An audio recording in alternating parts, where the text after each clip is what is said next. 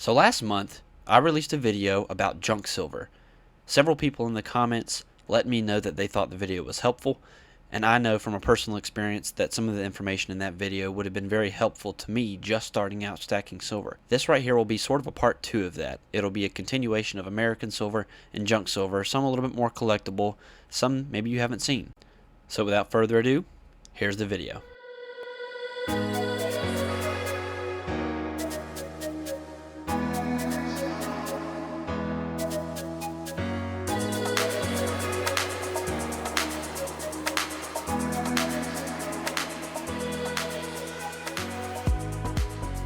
Welcome back to another video on the channel. My name is Silver Augustine. Thank you so much for clicking on the video. I've gathered some information on some other US coins that were minted with silver in them, and I told you in the junk silver video that I wasn't going to get into every type of coin. Well, this is a little bit more further depth into that, so hopefully you learned something new, some pretty interesting facts coming your way. First off, for no particular reason, we're going to start with the peace dollar. As you can see here, it was minted between 1921 and 1928. And between 1934 and 1935. There was also a year 1964. The Denver Mint made over 316,000 of these coins, but before they were released for circulation, they actually got destroyed and they never actually released them to the public. There have been rumors that some had been stolen or bought by employees, and they still exist. There's none that's been on the market since then because technically it would be illegal to own that, as it would be considered stolen federal property. But otherwise, as far as silver dollars go, I would say besides the American Silver Eagle, in my opinion, this would be the more popular, more well-known dollar. I'm going to get a little bit more into the other different types, but I started with this one because I feel like it's a classic, it's beautiful, everyone loves it, very collectible, very easy to get your hands on. It is 90% silver. It contains 0.858 troy ounces of silver, and that would be 3/9 fine silver. Now moving on to the Morgan dollar. This was actually the silver dollar that was in circulation before the peace dollar was made. The final year that they made the Morgan dollar was in 1921, and in December of 1921 is when they began making the peace dollar for the first time. So this was actually the silver dollar before the peace dollar. This also is 90% silver, 0.858 troy ounces of 3/9 fine silver, and the Morgan dollar began minting in 1878 and was minted all the way through 1904, and then they stopped releasing for a while and released them again in 1921 for the final time. Now, I say the final time, but because the Morgan dollar was last minted in 1921 and the peace dollar was first minted in 1921, in 2021, the U.S. Mint decided to come out with a 100-year anniversary for both of these coins. So you can find year 2021 peace dollars and Morgan dollars. It's kind of a cop-out in my opinion.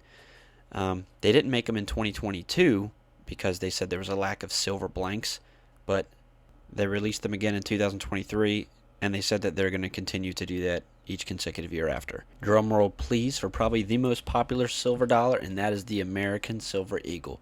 Everyone in the world that stacks silver or gold can recognize this coin, knows what it's called. They began minting them in 1986. I only have one of the 1986s, and it was out of a coal pile, and I actually use this as my pocket carry. I carry this dollar with me pretty much everywhere I go. If I leave the house, this is probably going to be in my pocket. I love it. It's fun to mess with. This is my coin that I let myself touch. But they minted them from 1986. They're still minting them today in 2024, but in 2021 they switched over to the Type 2. A little bit of a different font on the front for the year. A couple minute details. You may be able to notice a difference on the front. The back is completely different, however. There's a little bit of controversy between some stackers and collectors as to whether the whole eagle in the Type 1s looks better on the reverse, or if the partially clipped wing on the Type 2 actually looks better.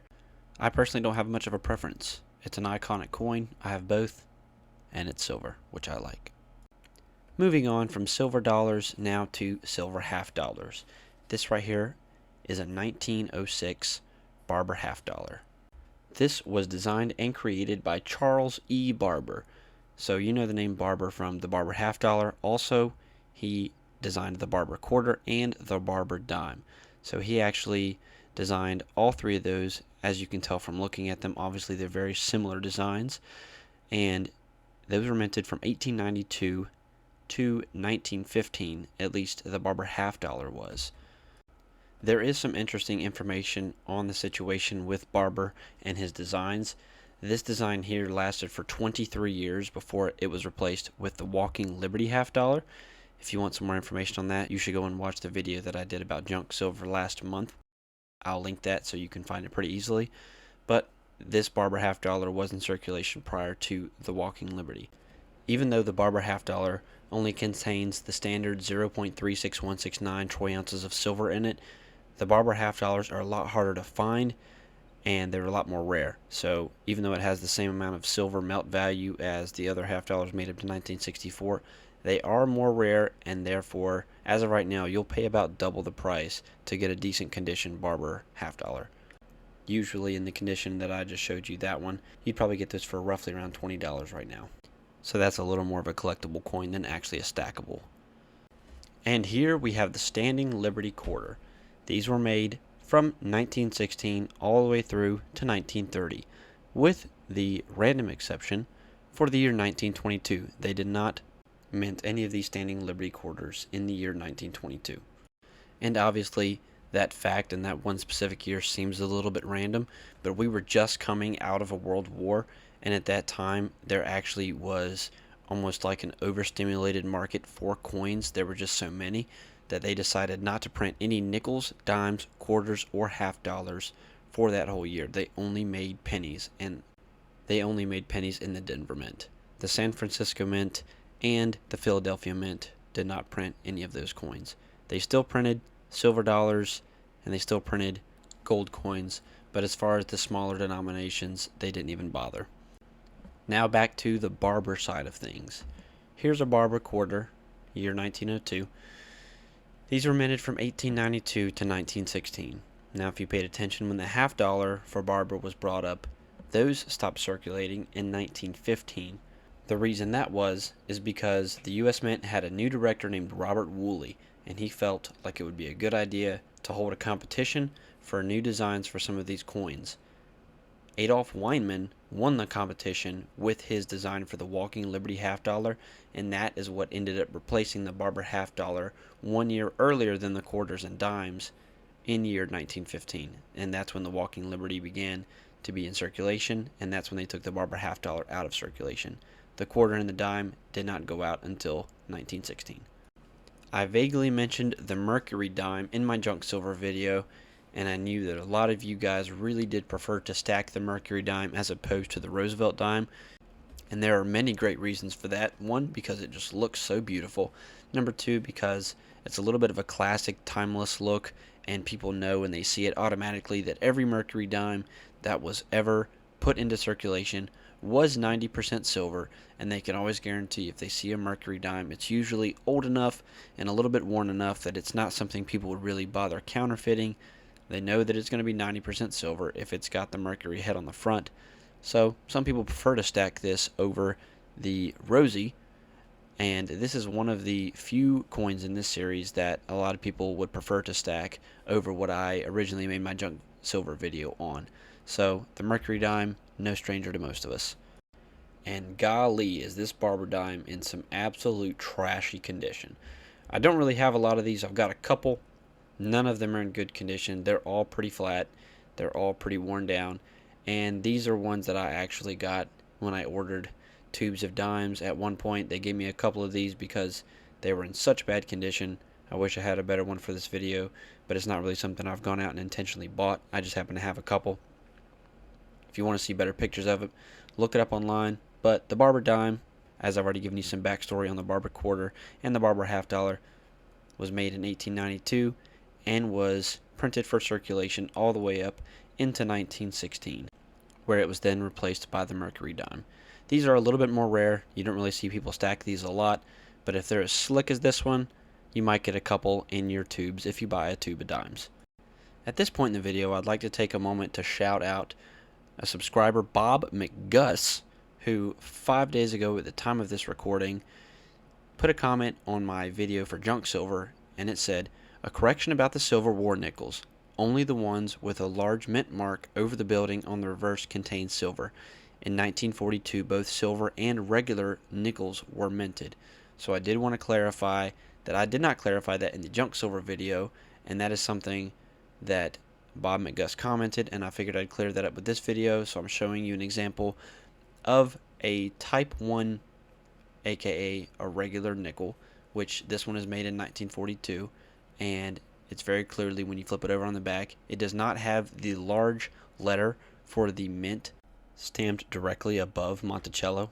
And in 1943, 44, and 45, they were all 35% silver, but in 1942, you had some of both. If it's a regular, it's kind of cool for historic context, but without that silver, it really doesn't have much significant value other than that.